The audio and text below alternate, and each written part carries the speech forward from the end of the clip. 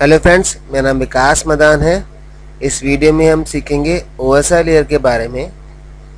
OSI layer mind में आते ही सबसे पहले क्वेश्चन माइंड में आता है कि what is the use of OSI layer.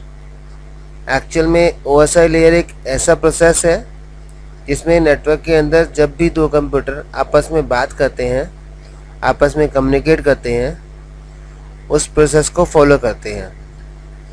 यह एक लॉजिकल प्रोसेस है जो हम देख नहीं सकते। जैसे अगर आप मान लीजिए कोई फ़ैन का स्विच ऑफ करते हैं तो हमें सिर्फ ये पता चल जाता है कि स्विच ऑफ करते ही फ़ैन ऑफ हो गया, लेकिन इंटरनल प्रोसेस में क्या हुआ वो हम देख नहीं सकते। उसी प्रकार से जब हम नेटवर्क में कम्युनिकेट करते हैं, यानी एक कंप्यूटर से डाटा दूसरे कंप्यूटर में भेजते हैं, तो इन्हीं OSI लेयर को फॉलो करते हैं। यह टोटल 7 लेयर्स हैं जिसको हम अभी डिटेल में पढ़ेंगे। OSI लेयर 1977 में ISO ने डेवलप किया था। यह टोटल 7 लेयर हैं जिसमें एप्लीकेशन लेयर से लेके फिजिकल लेयर तक सबका प्रोसेस डिफाइन किया गया है।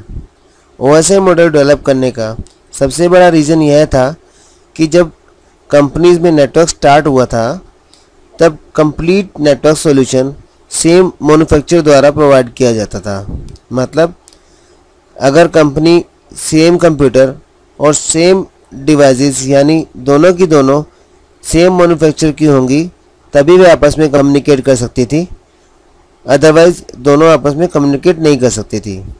और ये सभी कंपनियां एक पूरा नेटवर्क सॉल्यूशन प्रोवाइड करती थी, जिसमें मेन कंपनी है IBM सॉल्यूशन और डेकनेट सॉल्यूशन।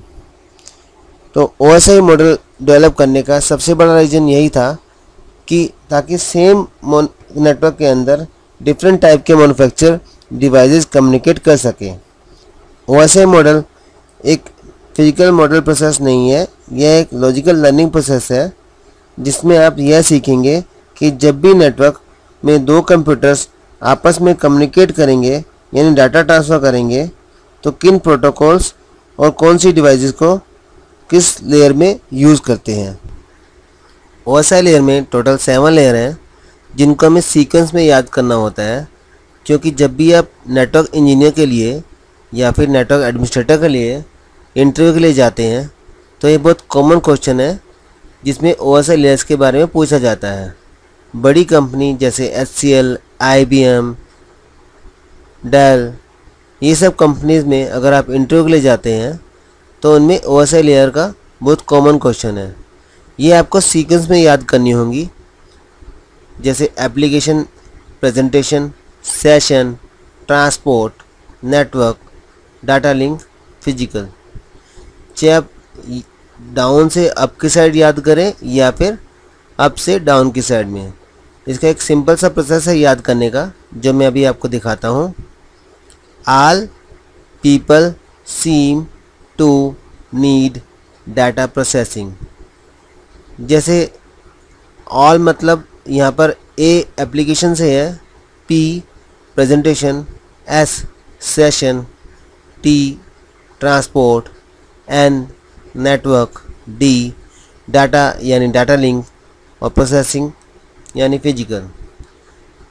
तो आप इसको याद कर सकते हैं, all people seem to need data processing. इसमें आपको application, presentation, session, transport, network, data link, physical layer याद कर सकते हैं सीक्वेंस में। या फिर एक और भी है, please do not throw sausage pizza away. Please means physical, do मतलब डाटा लिंक, नोट मतलब network, throw transport, sausage S यानी सेशन, P पिज़्ज़ा इधर presentation, away application. Please do not throw sausage pizza away.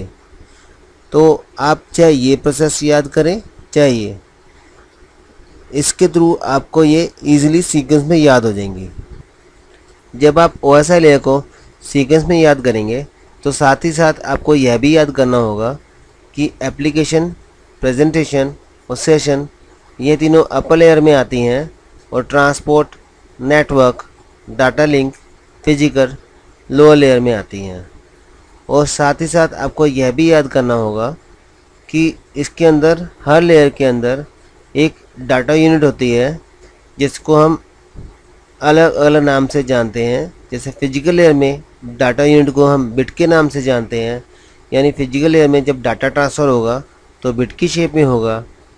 और data link layer में data unit को हम frame के नाम से जानते हैं। और नेटवर्क लेयर में सेम डाटा को हम पैकेट के नाम से जानते हैं। और ट्रांसपोर्ट लेयर में डाटा को हम सेगमेंट के नाम से जानते हैं।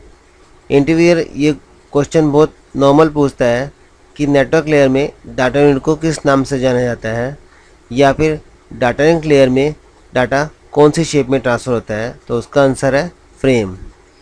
तो ये आपको याद करना होगा कि फिजिकल लेयर में बिट में डाटा ट्रांसफ़र होता है, डाटा लिंक लेयर में फ्रेम, नेटवर्क में पैकेट, और ट्रांसपोर्ट में हम सेम डाटा को सेगमेंट के नाम से जानते हैं, और अपर लेयर्स में डाटा के नाम से। तो आइए अब हम पढ़ते हैं फिजिकल लेयर के बारे में डिटेल में।